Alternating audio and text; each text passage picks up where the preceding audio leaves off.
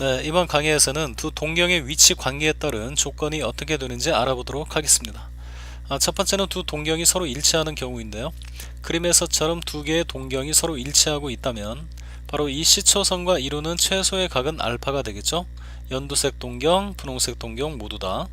자, 그래서 우리가 연두색 동경이 나타내는 일반각을 세타1, 그 다음에 분홍색 동경이 나타내는 일반각을 세타2라고 할 때 세타1과 세타2는 360도 곱하기 n 플러스 알파, 360도 곱하기 n 플러스 알파 이렇게 놓을 수 있습니다. 자, 그래서 우리가 여기서 알 수 있는 사실은 바로 이 두 각의 차이가 바로 360도 곱하기 L, 즉 정수배로 이렇게 나타낼 수가 있다라는 것이죠. 예를 들면 이 알파라는 각을 30도라고 했을 때 바로 이 세타 1을 뭐라고 한번 해볼까요? 이 n에다가 적당한 값 한번 1 한번 넣어볼까요? 1 여기다 1이라고 하고 여기다가 30도를 이렇게 넣어주게 되면은 바로 세타 1은 한 바퀴를 돌아온 후에 30도만큼 더 돌아간 각을 의미하는 것이고요.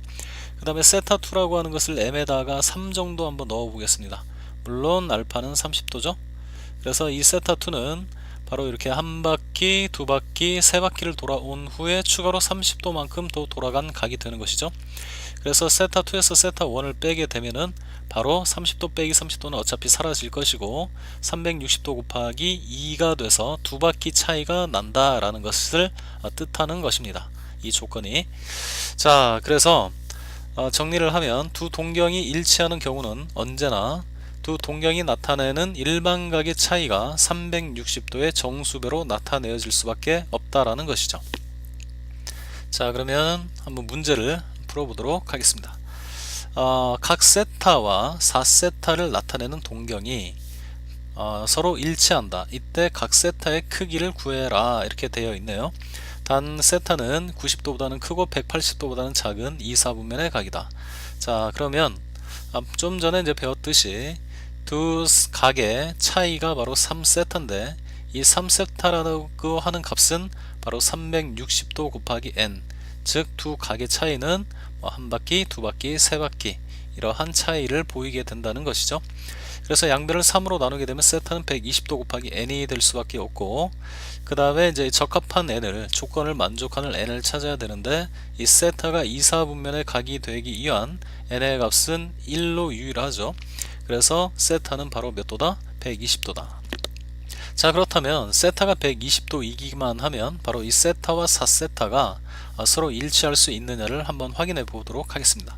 세타가 이제 120도면 4세타는 480도가 되고요. 480도는 360도 곱하기 1 더하기 120도니까 바로 이 480도라고 하는 각은 360도를 돌아온 후에, 즉 한 바퀴를 돌아온 후에 추가로 120도만큼 더 돌아가서 멈췄으니까 바로 그냥 120도만큼 돌아간 동경하고 서로 일치할 수밖에 없다라는 것을 확인할 수 있죠. 자, 그 다음에 이제 두 번째입니다. 두 번째는 이제 두 동경이 일직선 위에 있으면서, 이렇게 일직선 위에 있으면서 방향이 서로 반대인 경우죠. 자, 이런 경우는 우리가 이렇게 생각을 할 수 있어요. 첫 번째, 이 동경이 나타내는 동경의 끝점이 보이죠. 끝점. 그 끝점이 여기인데 바로 요 반대편에 있는 이 분홍색 동경의 끝점은 여기가 되겠죠. 그래서 이 동경의 끝점하고 이쪽 동경의 끝점이 서로 이 원점에 대해서 대칭이다 라는 것을 알 수 있습니다. 자, 이와 같은 경우도 마찬가지로 우리가 생각을 해 볼 수 있는데요. 이 연두색 동경이 시초선과 이루는 최소의 각을 알파라고 하고, 그 다음에 분홍색 동경이 이 시초선과 이루는 최소의 각을 우리가 이렇게 베타라고 두면 그 베타라고 하는 것은 알파 플러스 180도 이해되시나요?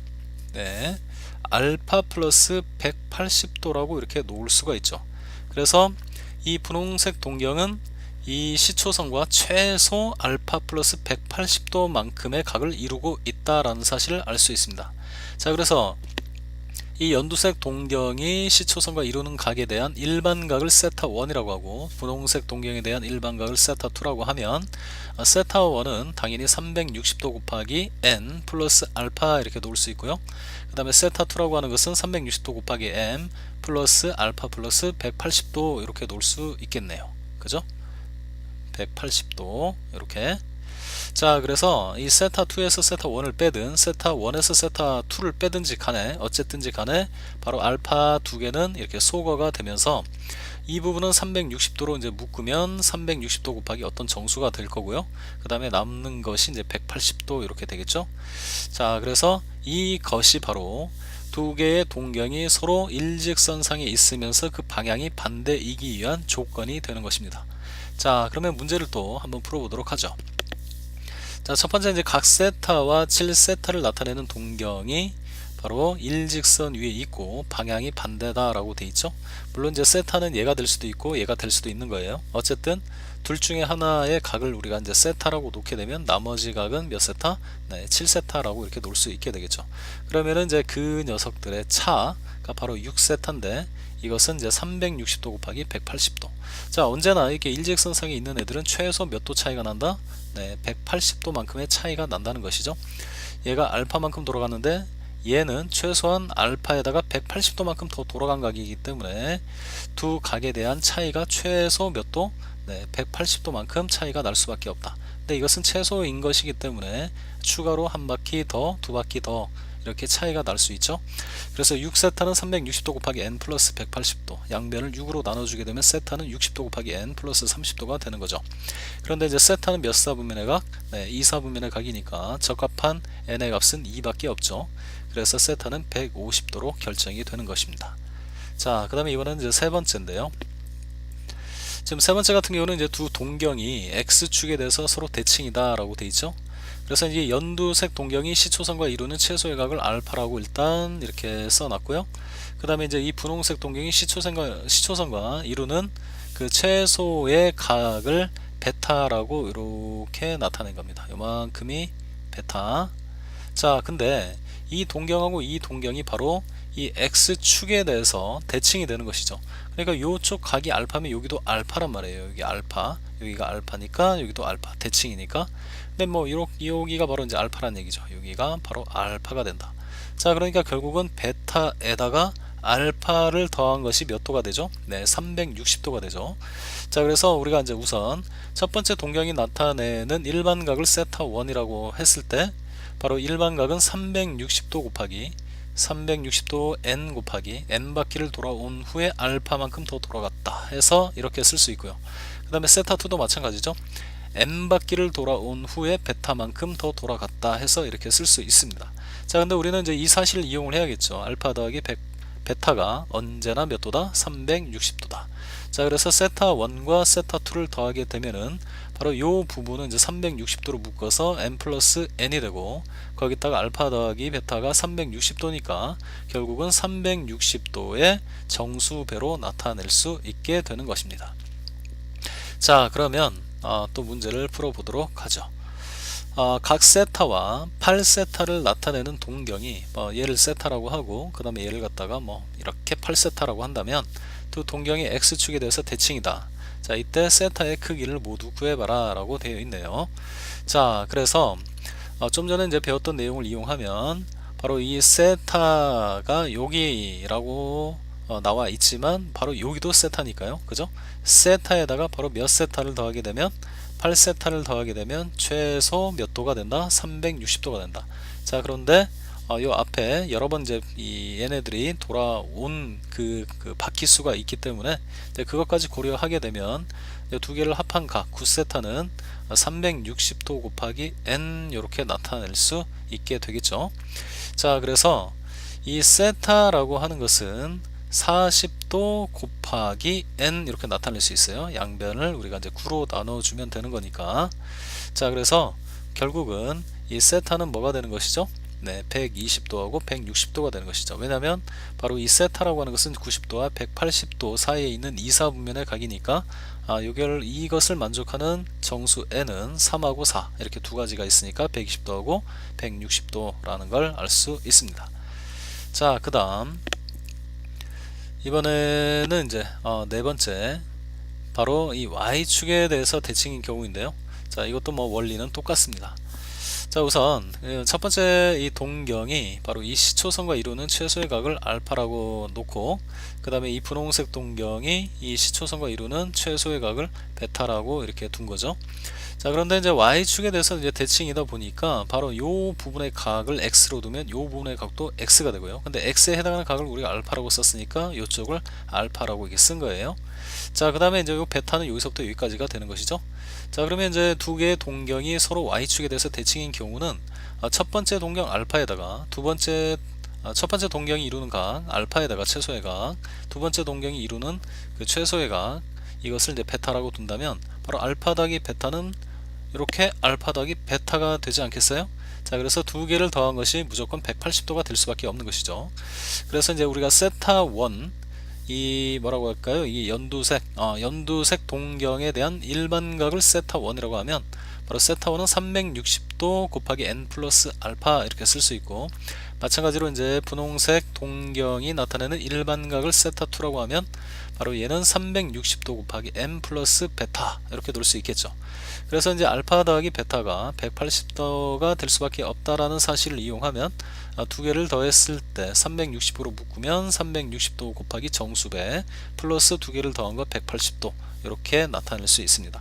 그러니까 세타 1과 세타 2의 두 각의 합은 최소 몇 도? 네, 180도는 되더라 이런 얘기죠. 자, 그래서 이제 예제를 또 풀어보면 각 세타와 8세타를 나타내는 동경이 y축에 대해서 대칭이다.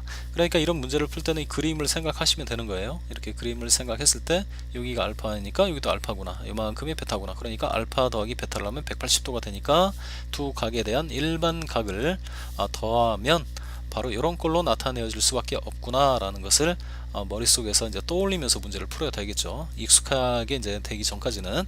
자, 그래서 이제 양변을 99로 나눠보면 세타는 바로 40도 곱하기 n이 되고, 그 다음에 이쪽은 20도 이렇게 되겠네요. 그런데 이제 이 세타가 2사분면의 각이기 때문에 적합한 n을 찾으면 바로 n은 2하고 바로 3이 있죠. 그래서 2를 대입해서 계산한 그 각도가 100도, 3을 넣어서 계산한 각도는 바로 140도 해서 이렇게 두 가지가 나오게 됩니다.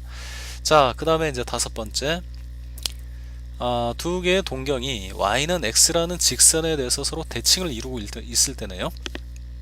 자, 우선 이 연두색 동경이 있고, 그 다음에 뭡니까? 이게 이제 분홍색 동경이 이렇게 있죠. 자, 우선 이제 이 분홍색 동경이 시초선과 이루는 최소의 각을 알파라고 뒀고요. 그 다음에 이 연두색 동경이 시초선과 이루는 최소의 각을 베타라고 뒀죠. 근데 이제 여기 y는 x라는 직선에 대해서 이 녀석이 두 개가 이제 대칭을 이루게 되면 바로 여기 요 각하고 요 각이 같을 수밖에 없죠. 요 각하고 요 각. 그러니까 당연히 요쪽 각이랑 요쪽 각도 같을 수밖에 없죠. 왜 그래요? y는 x라는 직선은 바로 여기 이 직선이 요 부분, 이 시초선과 이루는 각, 즉 x축과 이루는 각이 몇 도예요? 45도죠. 여기도 45도. 그럼 얘가 이제 동그라미고 동그라미면 45도 빼기 동그라미가 x, 이쪽도 45도 빼기 동그라미니까 똑같은 x가 나올 수밖에 없습니다. 자, 그래서 요 부분의 각이 알파이면 바로 요 부분의 각도 뭐가 된다? 네, 알파가 된다 이런 얘기죠. 그래서 x에 동그라미 두 개를 넣은 것이 이게 베타로 되어 있는데, 즉 여기서 우리가 알 수 있는 사실은 뭐죠? 네, 알파 더하기 베타죠. 알파 더하기 베타가 바로 몇 도가 된다? 90도가 된다라는 사실을 알 수 있네요. 자, 그래서 우선 이 분홍색 이 동경이 바로 이 시초선과 이루는 각에 대한 일반각, 그것을 세타 1이라고 한다면 360도 곱하기 n 플러스 알파 이렇게 놓을 수 있고, 그 다음에 이 연두색이 시초선과 이루는 각에 대한 일반각을 세타 2라고 한다면 360도 곱하기 n 플러스 베타, 이렇게 n 바퀴를 돌아온 후에 베타만큼 더 돌아갔으니까 이렇게 쓸 수 있습니다. 자, 그런데 이 알파하고 베타를 더한 값이 무조건 얼마가 된다? 네, 90도가 된다. 자, 그래서 세타 1 더하기 세타 2는 바로 360도 곱하기 정수배 더하기 90도, 이러한 꼴로 나타내어질 수밖에 없다라는 것을 확인할 수 있죠. 자, 그래서 또 문제 한번 또 풀어볼게요.